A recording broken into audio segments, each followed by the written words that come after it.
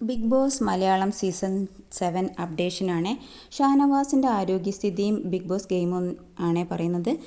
അതിനു മുൻപ് ഈ ചാനൽ കാണുന്നവർ ഒന്ന് സബും ലൈക്കും ചെയ്യണേ. ഷാനവാസും അക്ബറും ഇന്നലെ ബിഗ് ബോസ് ഹൗസിൽ കയ്യങ്കളിയുടെ വക്കത്തെത്തിയിട്ടുണ്ടായിരുന്നു. ബിഗ് ബോസ് അപ്പം ഷാനവാസിനെയും അക്ബറിനെയും കൺഫെഷൻ റൂമിലേക്ക് വിളിപ്പിച്ചിട്ട് ലാസ്റ്റ് വാർണിംഗ് കൊടുക്കുന്നുണ്ട് അവർക്ക്. അവരെ പിന്നീട് നമ്മൾ കാണുന്നത് അവർ മച്ചായിട്ട് സംസാരിച്ചുകൊണ്ടിരിക്കുന്നതാണ്. അപ്പോൾ ഷാനവാസ് അക്ബറിനോട് കഥ പറയുന്നുണ്ട്. ഷാനവാസ് ഇതുവരെ ലൈഫ് സ്റ്റോറി പറഞ്ഞിട്ടില്ല. അപ്പം ചെറുതായിട്ട് അക്ബറിനോട് ഷാനവാസിൻ്റെ ബുദ്ധിമുട്ടുകളെക്കുറിച്ച് സംസാരിക്കുന്നുണ്ട്.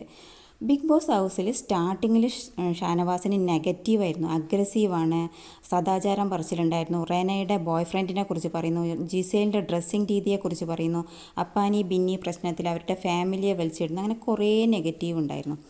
ഇപ്പോൾ അക്ബറിനോട് പറയുന്ന കഥയിൽ ഷാനവാസ് പറയുന്നത് അച്ഛൻ പ്രവാസിയായിരിക്കെ തന്നെ അവിടെ തന്നെ മരിക്കുകയാണ്. അങ്ങനെ ഷാനവാസ് കുറേ ജോലികളൊക്കെ കഷ്ടപ്പെട്ട് ചെറുപ്പത്തിൽ ചെയ്യുന്നുണ്ടായിരുന്നു. പിന്നീട് ഷാനവാസ് സീത എന്ന സീരിയൽ രുദ്രൻ എന്ന കഥാപാത്രം സ്വാസികയുടെ കൂടെ അഭിനയിച്ച് അപ്പോഴാണ് ജനങ്ങൾ ഷാനവാസിനെ ഏറ്റെടുക്കുന്നത്. ആ സമയത്ത് ഷാനവാസിൻ്റെ ഉമ്മയ്ക്ക് വയ്യാതെയാവുന്നു. ഷാനവാസിനും ആ സമയത്ത് ഹാർട്ട് അറ്റാക്ക് വരുന്നു. കുറച്ച് സമയം കൂടെ വൈകിയിട്ടുണ്ടായിരുന്നെങ്കിൽ 10 മിനിറ്റ് വൈകിയിട്ടുണ്ടായിരുന്നെങ്കിൽ ഷാനവാസും മരിക്കുമായിരുന്നു എന്നാണ് പറയുന്നത്. ഇത് ശരിയായിരിക്കാം. സ്റ്റാർട്ടിങ്ങിൽ ഷാനവാസിൻ്റെ വയ്യാതെ ആയ സമയത്ത് ഷാനവാസിൻ്റെ ഭാര്യ എന്നെ വിളിച്ചിട്ട് സംസാരിച്ചിട്ടുണ്ടായിരുന്നു ഒരു മോഹൻലാലിൻ്റെ ഒരു എപ്പിസോഡിൽ. ഈ കാര്യങ്ങളൊക്കെ അനൂപിനും അറിയാമെന്നാണ് തോന്നുന്നത്. കാരണം ഷാനവാസിനൊരു പ്രത്യേക കൺസിഡറേഷൻ അനൂപ് കൊടുക്കുന്നുണ്ട്.